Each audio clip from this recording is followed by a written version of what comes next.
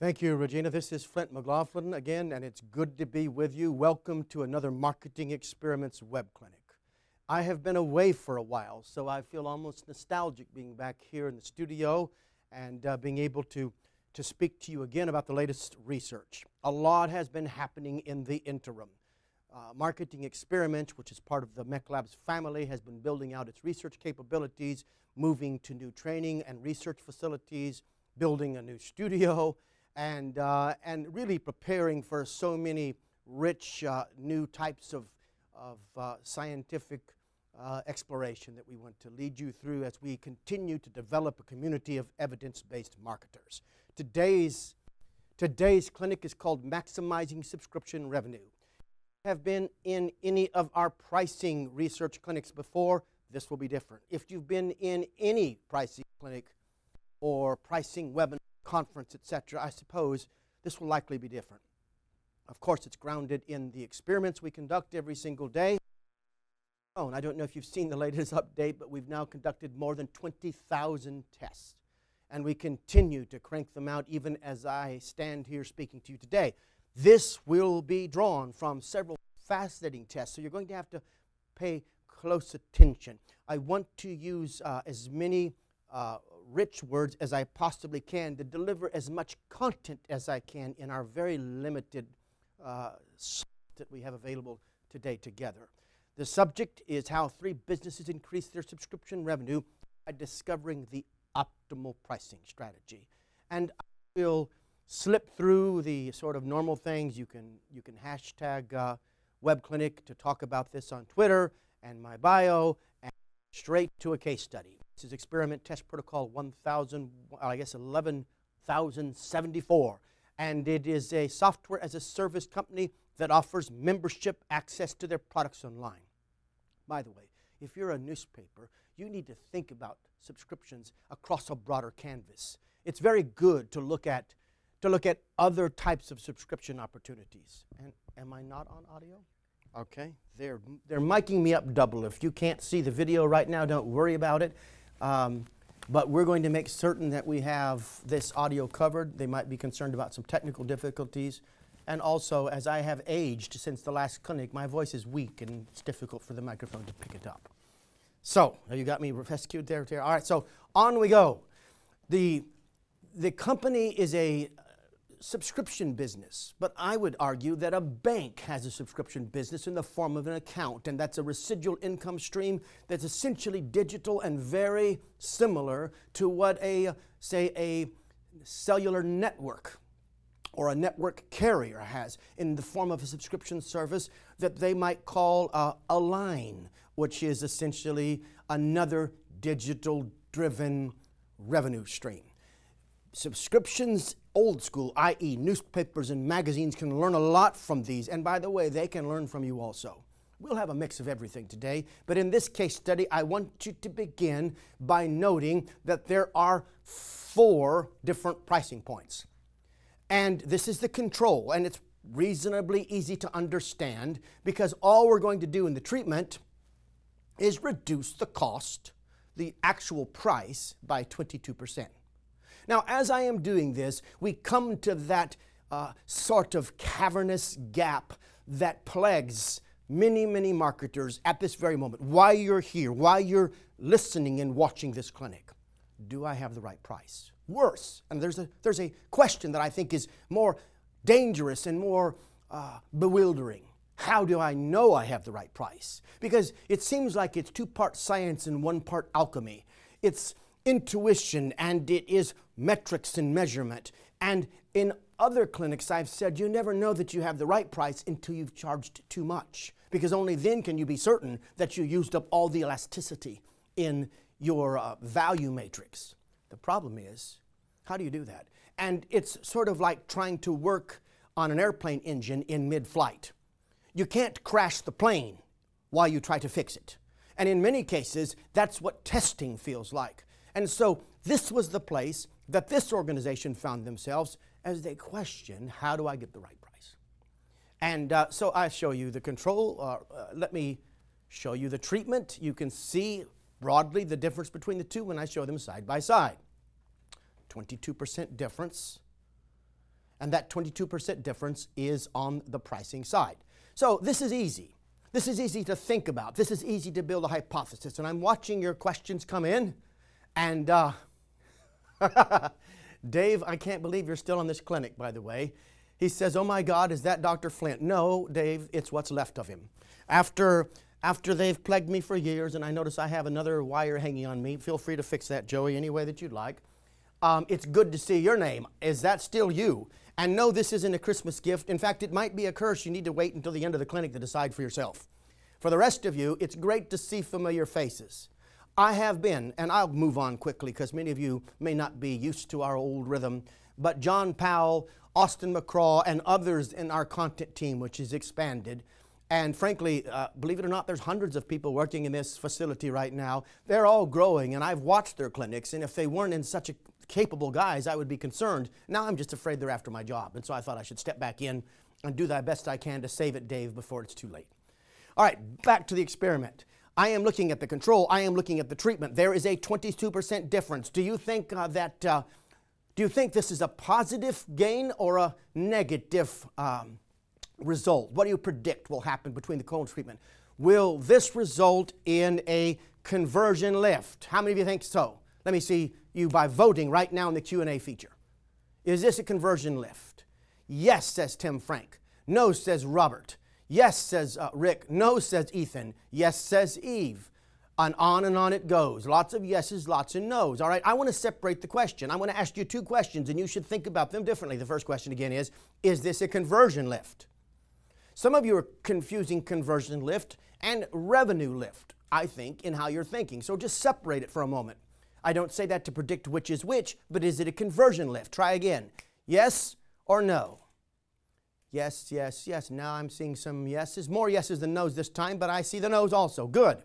All right, now let's look at the actual result, and I want to ask another question. Here we are, 19.44%. This is a significant relative increase in total conversions. Congratulations to the marketing team on the other side that worked with us. Remember, we're just a small footnote in this. It is the other team and the other organization who exhibits the courage and the execution and operational skills to come alongside of us and make this happen. But in the end, it was a 19.44% increase.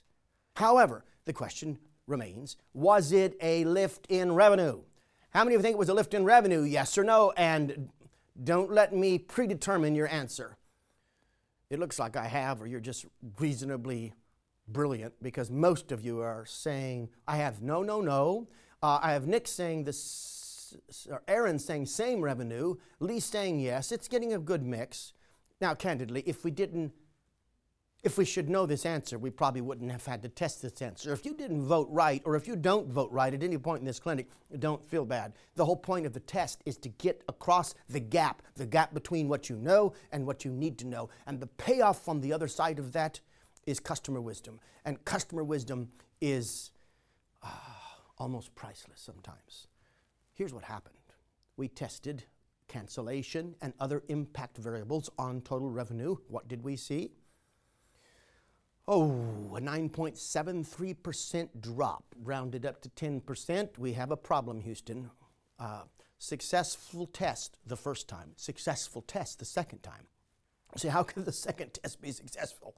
It was successful because it gave us a valid result that helped us derive more customer wisdom. The goal of the test wasn't a lift. The goal of the test was a learning. And if you didn't do this test, you wouldn't have learned this point, which is vital to planning your whole design of experiments. However, it leads to an observation. The discounted option increased conversion, but decreased revenue.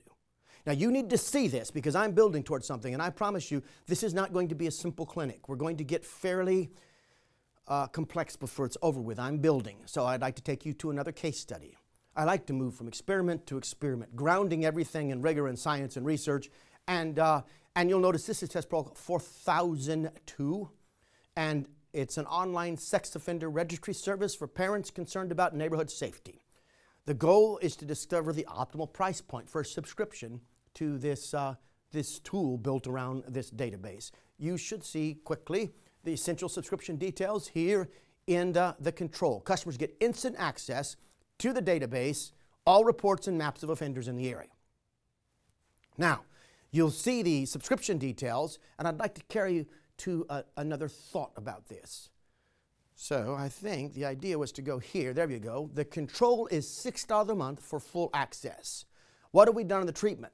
$6 a month plus a $20 activation fee. Now that's quite interesting. $6 per month plus a $20 activation fee. So audience, I need to ask you another question. I need to discover what you think has the highest conversion. Let's say the control or the treatment. Just put C or T, C or T. Type it into your answer. C, C, C. Keep going, keep going. All right, I'm watching. C, C, T, C, C, C, T, C, C, C, T. See, that's hard to say fast. Good, good. I like when you're participatory and you're voting and you're fast about it. Let's look at the data. Guess what? No statistical change in conversion. That is amazing, but we're not done. So what's the impact on revenue? We could vote again, but I shouldn't need to vote the second time around. I would assume you know that revenue has gone up. So here we are. Revenue is up 99%. How many of you would like to leave this clinic, go back and get a 99% increase in the revenue from your subscription offering? What is at play here? We're going to talk more about this in a moment because there's much to be learned here. The increased price had no impact on conversion, but had a huge impact on, I want to say, profitability, not just total revenue, because it cost no more incremental dollars to deliver this new price. So we're not just talking about a magnificent increase in revenue, we're talking about a stunning increase in profits. Which leads me to a sort of observation. First of all, many of us are thinking about subscription price increases without considering the thought sequence in its fullest and most interesting form. At the beginning of the subscription, you are dealing with perhaps the highest moment of motivation in the thought sequence. And at that moment, the addition of a $20, in this case, activation fee is more likely to get a yes than at any other time in the cycle. And because of that, $20 spread over time takes that momentary pain, which is offset by a momentary but significant spike in motivation, and it spreads the momentary pain over time, which spreads its impact past the spike. And thus, you may see the negative impact of the price strategy. So essentially, you have to think about situations where a discount may produce increased conversions but lower revenue. And in this case, simply adding the activation fee, no impact on conversions, and an increase in revenue. What is all this about? Well, it really leads to what I'd like to say in the time that I have remaining, and I'm looking for my timer and I don't see it. So gentlemen, you'll need to keep me going because I want to stay on track.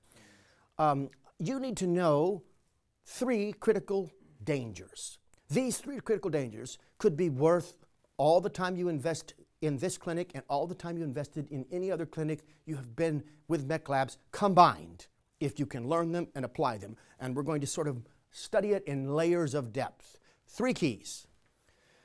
I'm asked often, with so many factors at play, how do we discover optimal pricing? And they're looking for the silver bullet, aren't we all? I mean, we want that silver bullet, and since we've given up on the fact that it's going to come from our intuition, we start looking for the science tool. And yes, testing has the promise of being that silver bullet. The problem is, how do you test while you're in flight? So we're going to look at 3 dangers in how we interpret what's happening. 3 dangers that we want to protect ourselves against, and we'll begin with the first one right now, which is beware of metric isolation. To explain what I mean, I shall take you to a test protocol. It is 1739, and it is a large media company offering various subscription options. And the goal, of course, is to determine the optimal pricing point after the introductory rate. This is a huge organization, and they've got to get this right. And so I will take you to the control, and you'll see that the preliminary part of the offer is 99 cents. It's for 4 weeks. And then you pay a certain price. So get the gist of the offer. 99 cents for the first 4 weeks, then pay the regular rate. Now, if you think about it that way, it'll help you sort of consider the design of the test because we have 5 price points. And I assume that those price points, as you can well see, 99 cent, $1.99, $2.99, $3.99, $4.99. So we have 5 ongoing price points that are our variable. And we need to predict which one will produce the highest gain. While I'm doing that, vote for a second. Tell me, just vote for 1, 2, 3, 4, or 5. I do understand that this is essentially a marketing crapshoot. I don't expect all of you to get this right, but I think forcing your brains to think as if this was your problem enhances the learning process, hence my strategy. And as I'm working through this, I want to see Luke for a moment. Luke, just slide over to the glass doors. Luke is our executive producer for this program, and I'm trying to make sure that I have all of the monitors and visual just the way I want them. Luke, am I right over here? Behind me? No, I don't mean that. I'm talking about the screen behind me. All right, good. All right, thank you very much. All right, so let me go. There's so many screens. In fact, I'm facing so many monitors right now, and some of them are bigger than, they look like small walls. I just want to know which one I'm displaying on. Clearly, I've been out of this clinic for a while. All right, good. So let me then look, if I could, at the results. Are you ready? Now, Brandon says, by the way, they only care about what they pay now in terms of weekly pricing. They may only care about that now, Brandon, but the problem is we have a cancellation cycle, and you're going to see a correlation between, in fact, you can tell when they start to care precisely by the results of the experiment. Let's see what I mean. Here we go. Thank you for the encouragement, Robert. Robert says I'm doing just fine. That's very gracious of you. I'm looking at the numbers in front of me, and it's interesting. Pay attention to the green and the red arrow. The lowest price had the highest conversion rate. Interesting. Now, if that seems self-evident, remember that it wasn't in the last experiment in some ways, okay? The design was different, I understand. But look now at the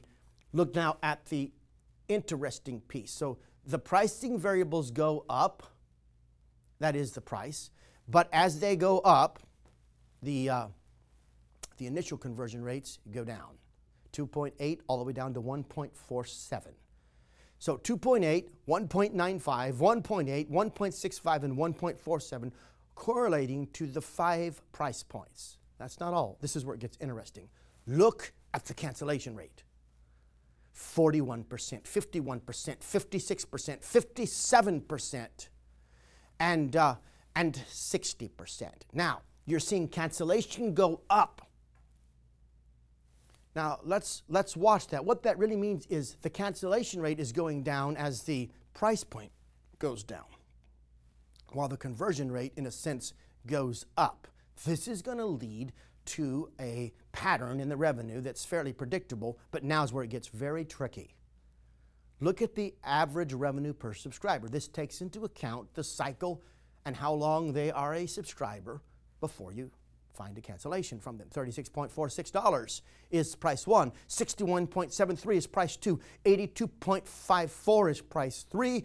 112.13 is price 4. And 130.42 is price 5. And I feel like an auctioneer. However, I'm really interested in the next slide. It intrigues me, and I've got to move fast. So learn fast with me. You can clearly see now that the highest price produces the most revenue per subscriber. But that doesn't mean it produces the most revenue overall, because you have less subscribers at that price point because you have a lower conversion rate. So guys, here's my question for you. And I use the word loosely, not question, but guys, tell me what you predict now. 1, 2, 3, 4, 5. Please vote. I want a good solid vote. You've got a lot of data now. Tell me what price point you think is best. 3, 3, 2, 1. Kent says 1. 4 says Aaron. 1 says somebody. It's moving so. There's so many of you voting. 4 says Bernard. 3, 3, 3, 5, 5, 5, 5, 3, 4, 5, 5, and on they come. Keep voting. I'm looking at names. Interesting. We study how you vote. John Powell, you are voting. Are you seriously voting? John Powell worked on the clinic and the experiment. He's so clever that he gets the vote right. Unless there's 2 John Powells. My own research and the guy who writes a lot of my lectures and speaks for me and worked on these experiments is now voting. If he gets it wrong, we have a problem. If he gets it right, he gets no extra points. I would call that a bad bet. Let's look at the next slide. Here you go. It explains the whole pattern. Notice what we have here. On the low end, in fact, let's look at the left side. We're looking at revenue. Look on the right side. We're looking at cancellation rate. Look on the bottom. We're looking at the actual price points. This is where the patterns get interesting. You'll see that clearly look at the 99% column. Obviously, the revenue is lower because the price is lower. But you can see a difference in the increase in growth until you get to the other side, where at the other end of the spectrum, where the price is higher, you see a drop in the revenue occurring. What you need to pay attention is to that little zone defined by the triangle, because we're going to describe it in a moment. That is the optimal price zone. And we'll explain this in more depth. And some of you may have other questions, and you feel free to write us afterwards, talk to us, we'll try to help you. You'll see that when price testing for subscriptions, we have to be careful not to focus on a single metric, but it's really about a narrative being told by the metrics themselves.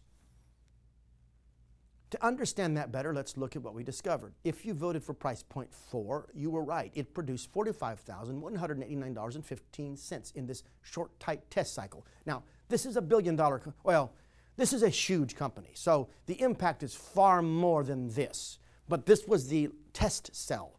And what I'd like you to pay attention to is illustrated by taking that chart one more back to our line graphs. And this time, may I suggest to you that what you're trying to do as a marketer is design an experiment that takes into account the full narrative of the metrics, not missing the importance of the conversion rate, of the total price per subscriber, of the overall revenue that is generated during the test cycle. And I would say probably 12 other metrics, which we can't take the time to illustrate now, but in the end they lead to the discovery, done right, of a sweet spot. And that sweet spot occurs right there in that zone. That's where your pricing has to stay. And the problem is, as competitors come along, and we saw this just yesterday, Sprint is attacking the marketplace. Now, Sprint offers a subscription product. So does Verizon, so does AT&T. Sprint is attacking the marketplace. They're attacking it because they've had very poor performance recently, and indeed, they're on the way to losing so much market share that T-Mobile may pass them. And this being the case, their new aggressive pricing strategy will impact everyone because it's going to force Verizon and AT&T to counterprice in order to still find the sweet spot. And in accord with that, and this is all in the news, major carriers are predicting a change in their profit forecast. It is a result of what you see right here. Which leads me to the next piece. By only focusing on conversion, you may miss out on other factors that impact revenue more directly. And thus, you must be very, very careful to pay attention to the entire narrative until you can tell the full story of the subscriber. In the same way that you would tell the biography, most of us, in fact, need to think of our customers as a biographical sketch and be able to tell their story end to end and test within that context. This brings me to the second pitfall. It is this: beware of value deflation. Jan, it's good to see you on the clinics. It's good to see you. Seeing that name is good, and I think others that are starting to pop up from before that I recall. Did John Powell get it right? We're not sure. I don't really want to tell you. I think he voted for 2. No, he got it. Let's look at 11087. A large media company offering various subscription products. And the goal is to determine the optimal pricing point after the introductory rate. Sound familiar? But it's different. Here we go. Customers are presented with an offer of 50% off home delivery for 12 weeks with free digital access. This is a different organization, by the way. So 50% off home delivery for 12 weeks with free digital access. Now, if the order is not completed by a certain sort of fixed time, a pop-up appears, and with an additional incentive for an additional 4 weeks at 50%. What does that pop-up doing, and how does it impact revenue? So you're being offered an extra incentive if you haven't made up your mind. Is this good or bad? Will this produce a gain or a loss? You vote, please. Someone tell me. Tell me. If the order, which one is the treatment with a pop-up going to win? Is this a gain or a loss? Gain or a loss? I'm seeing loss, gain, gain, loss, gain, gain. Market's pretty evenly here in terms of their predictions. I'll give you one more minute, or actually that means 4 more seconds in clinic time. And we move on. Here we go. There's the control. There's the treatment. And here's the result. It's a 4% relative decrease in total conversion. That's a decrease. Adding the pop-up with the price incentive did not just hurt revenue, it hurt conversion. Marketers, start typing fast. Tell me why you think that is. Why did it hurt the actual overall conversion rate? You'd think offering a discount to those who hadn't made their mind up would have impacted revenue in a positive way. Okay, someone says desperation move. Someone say it devalued the product. Hillary, I think you're absolutely right. I think marketers, you're putting your finger on this.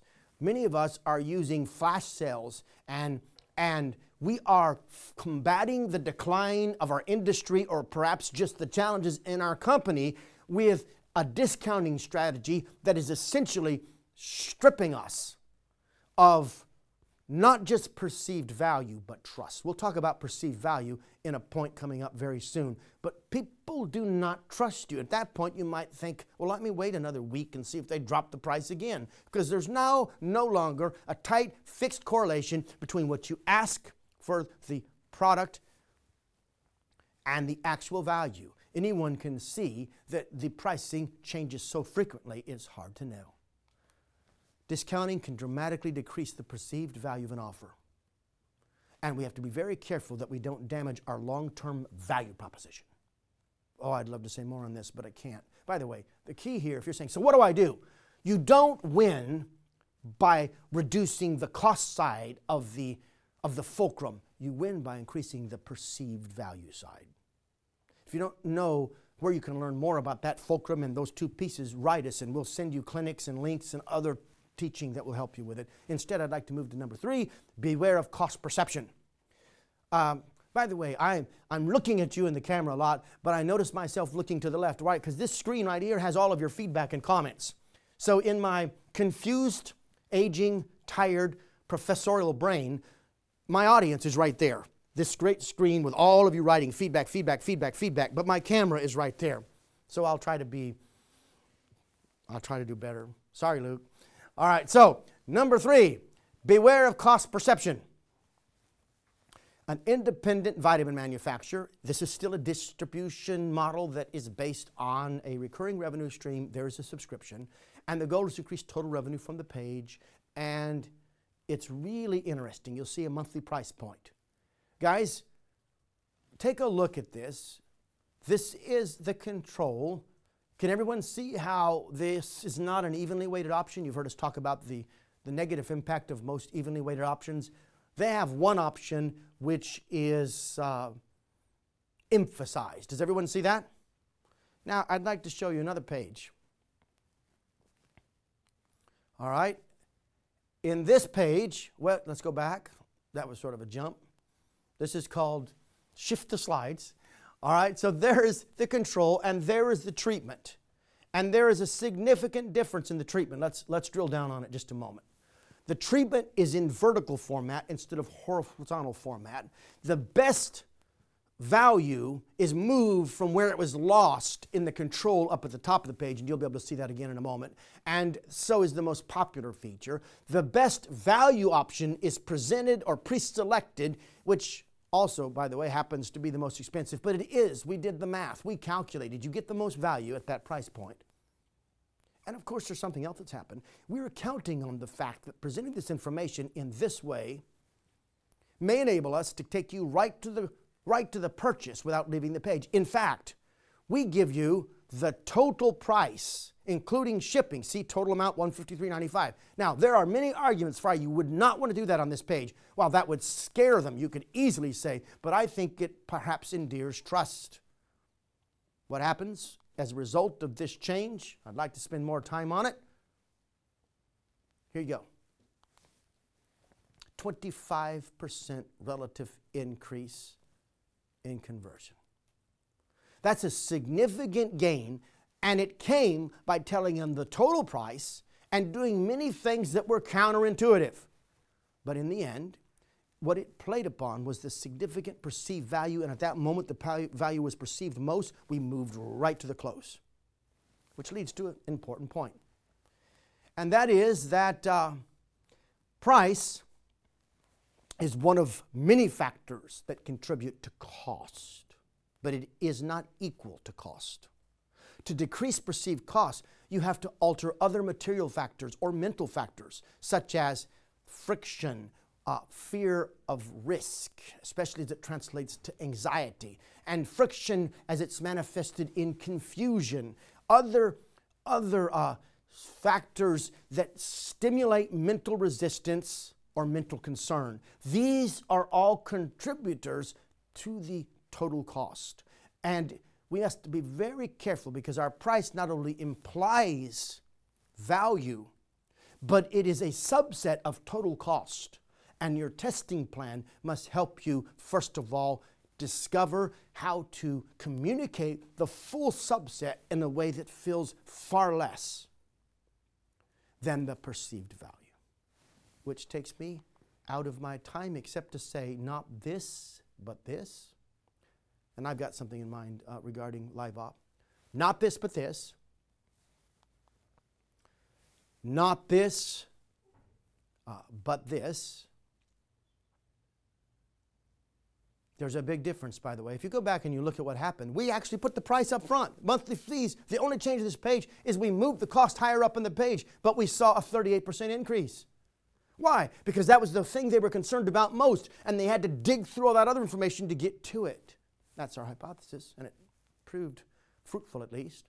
Not this, but this. What's the difference? A 36% increase in paid subscription. Look at it again. What's the primary difference? Someone tell me. Someone tell me. What's the difference? I'm watching. Lots of results you're typing in, and I'm running out of time. It is a simplification. I really believe that charts like you see on the left can be very powerful, but in this case, the chart on the left didn't communicate enough of a difference between the options to be worthwhile. And there was another way to communicate the information. Let me move on. Not this. That is a drop-down menu. This is a radial button approach. You may not like radial buttons. Our designers don't either, but guess what? They often work better. I just saw them work in a major experiment with one of the largest companies in the world. 15% increase in orders from that change. So these are the three pitfalls that I would like you to take away from this. I am -1 minute. I want to be respectful of my time, and guess what? I have slides that I would like to optimize live. Here's what I will do. I'll talk to my editors. We will find a time to do live op as a subset follow-up, and we'll invite a way for you to participate in that so that we are faithful to our audience, our promise that we made to you. The last thing I want to do is not deliver on all that I've promised, but I don't believe it would have been right to go too fast through this content and thus not communicate enough to help you. Tell me this. I'm sure some of you are leaving now. Quickly tell me, did you find today helpful? Was it valuable for you? And I'd love to get your feedback. I'm watching to sort of find how you think today helped you. In the meantime, we'll be back with more research. We have more happening than ever. Lots of changes for Marketing Experiments. The website, even the content, particularly things we send by email. Watch for it, and thank you again. I'm Flint McGlaughlin, and I'll be back, I don't know, 2017, 18. No, I'll be back again soon. Thanks. Bye.